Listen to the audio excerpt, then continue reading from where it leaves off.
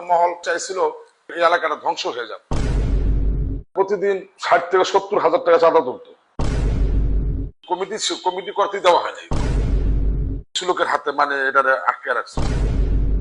12 বছর আমি কোর্টে হাজিরা দিচ্ছি। সম্মানিত দর্শকবৃন্দ, আসসালামু আলাইকুম। আমন্ত্রণ জানাচ্ছি আজকের আয়োজন জানতে চাই অনুষ্ঠানে। আজকে আমাদের মাঝে উপস্থিত আছেন কেরানীগঞ্জ গার্মেন্টস এবং দোকান মালিক সমবায় সমিতি লিমিটেড এর সম্মানিত সভাপতি হাজী আনোয়ার হোসেন সাহেব। আজকে আমরা আলাপচারিত করব কেরানীগঞ্জের গার্মেন্টস ব্যবসায়ীদের নানাবিধ বিষয়াশয় নিয়ে। আমাদের মধ্যে সময় দেওয়ার জন্য আপনাকে ধন্যবাদ। আমাকে আমন্ত্রণ করার জন্য আপনাকে অসংখ্য ধন্যবাদ। অত্র সমিতির সভাপতি হিসেবে বর্তমান মেয়াদে আপনার প্রায় 1 বছর পূর্ণ হতে চলল। এই মেয়াদে আপনার সভাপতি হিসেবে অভিজ্ঞতা কিরকম আপনার? বিসমিল্লাহির রহমানির রহিম। দর্শক শ্রোতা এবং আমাদের ব্যবসায়ী ভাইদের জন্য যে টকশোতে আমি হাজির হয়েছি কিছু কথা বলার জন্য।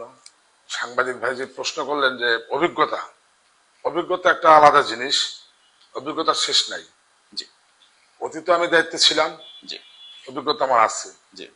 কিন্তু বর্তমান প্রেক্ষাপটে 1 বছর যাবৎ যে আসলাম দায়িত্বে, আসার পর যে কাজগুলি আমি সবচেয়ে বেশি মানে ফেস করছি, সমস্যাগুলি, সেই সম্বন্ধে আমি কিছু বলতে পারি। ওভারঅল আপনার অভিজ্ঞতা সম্বন্ধে বলুন। সমস্যা এবং সম্ভাবনা সম্বন্ধে আমরা পরে সমস্যা তো হবে। 5 আগস্টের পরে 17 বছর আমাদের সমিতির কোনো নির্বাচন হয় নাই। নির্বাচনের মাধ্যমে যদি যে কোনো মানে সংগঠনই হোক, সংগঠনটা দায়বদ্ধতা থাকে, কিন্তু এখানে অতীতে ছিল না। বিধে অনেক রকমের সমস্যা এখানে সৃষ্টি হয়েছে। চাঁদাবাজি ছিল, ন্যায় বিচার থেকে ব্যবসায়ীরা বঞ্চিত হয়েছে, প্লাস সম্মান হানি হয়েছে। অনেক ব্যবসায়ীরা সম্মান ধরে রাখতে পারে নাই কিছু কিছু মানে অসামাজিক লোকের মাধ্যমে। ফুটপাতে জ্যাম ছিল, মানুষ ব্যবসায়ী এলাকায় চলাচল করতে পারে নাই। এই সমস্যাগুলি, চাঁদাবাজি তো ছিলই, এই সমস্যাগুলি বেশি আমাদেরকে ফেস করতে হয়েছে। আপনি এই বর্তমান মেয়াদে সভাপতির দায়িত্ব পাওয়ার পরে বড় বড় কি কি কাজ করেছেন এবং কি কি কাজ করছেন এবং সামনে কি কি কাজ করবেন?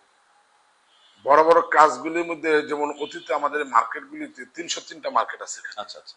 303টা মার্কেট। এই মার্কেটগুলিতে কোনো কমিটি ছিল না, লড়বড় অবস্থা ছিল।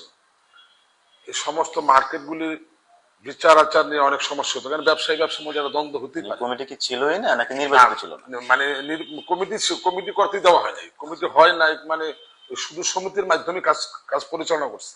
আচ্ছা আচ্ছা। যাতে করে কিছু লোকের হাতে সব বিষয় ছিল। কিছু লোকের হাতে মানে এটা আটকে রাখছে। জি। কিন্তু আমরা এটা একবার পুরোপুরি উন্মুক্ত করে দিচ্ছি। যেমন ধরেন আপনার প্রত্যেকটা মার্কেটে একটা করে সাব কমিটি আছে, আর এই মার্কেটে যদি কোনো সমস্যা হয় ওই কমিটি তারা দেখে বিচার আচার সুন্দর। কারণ আপনার একটা দোকানদারের সাথে গঞ্জাম হলে পাশের দোকানদার যেটা জানবো, আমরা কিন্তু এটা জানবো না। বিষয়টা কাছাকাছি হয়ে গেল, যার জন্য আপনার সুবিধা হয়েছে।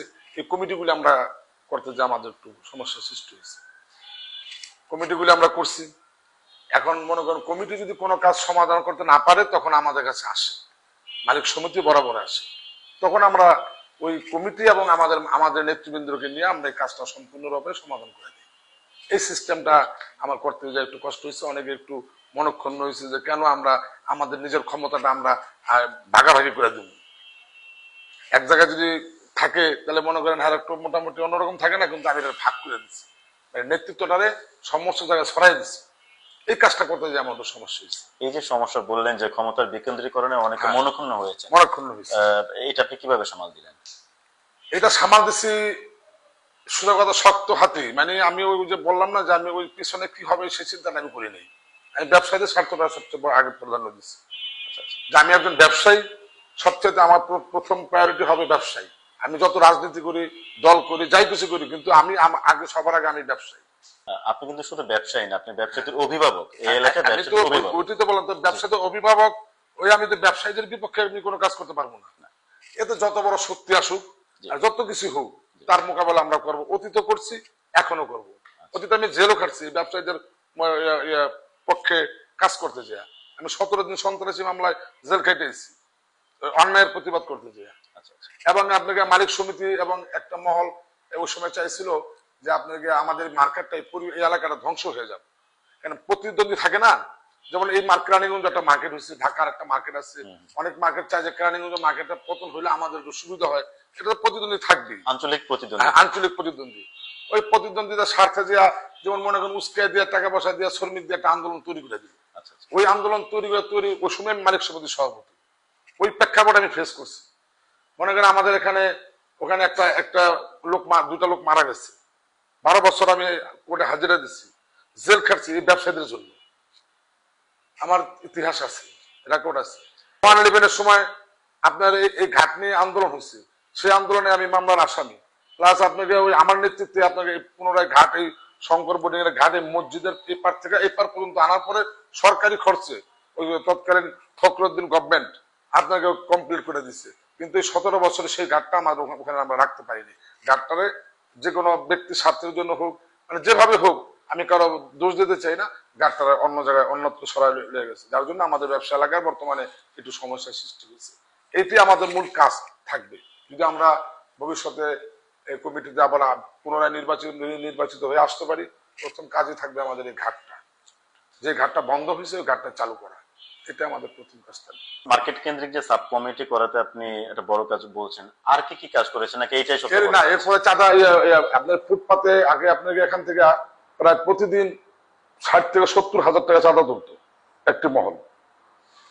ওনার কি দায়িত্বশীল মহল ছিল নাকি বাইরের লোক? না, দায়িত্বশীল মহলে। যাই হোক, আচ্ছা। এটাকে আমি সম্পূর্ণরূপে বন্ধ করে দিচ্ছি। এটা বন্ধ করতে যে আমার অনেকটা ব্যাঘাত সৃষ্টি হয়েছে, আমার উপরে, আমার জানের উপরে হুমকিও আসছে, আচ্ছা আচ্ছা। কিন্তু আমি এটা পরোয়া করিনি, বন্ধ করে দিচ্ছি। হ্যাঁ, তারা গরিব মানুষ, তাদেরও আমরা সুযোগ দিচ্ছি। সুযোগটা দিচ্ছি কি, যেরকম ধরেন আগে আপনার ছিল বৃহস্পতিবার শুক্রবার আমাদের মার্কেট হাট এবং ফুল বন্ধ থাকে, ওই দুদিন তারা বসার জন্য সুযোগ দিচ্ছে, তারা কোথায় যাবে? আর অন্যত্র বাকি দিনগুলো ওগুলো আমাদের ব্যবসা এলাকার ব্যবসায়ীদের স্বার্থে সম্পূর্ণ, ওই রাস্তা ক্লিয়ার, ফুটপাত বন্ধ, ফুটপাতে চাঁদা এবং চাঁদা মুক্ত, চাঁদা নাই কোনো। আগে চাঁদা নেওয়া হইতো, এখন আমরা এই চাঁদা সম্পূর্ণ বন্ধ করে দিচ্ছি, কোনো চাঁদা নাই, চাঁদা নেওয়া হবে না। চাঁদার বিরুদ্ধে আমরা সোচ্চার, দিব না কেউ, আমরা নিব না, কেউ নিতেও দেব না। বর্তমানে কি কোনো বড় কাজ আপনার পরিকল্পনাধীন অথবা প্রক্রিয়াধীন আছে?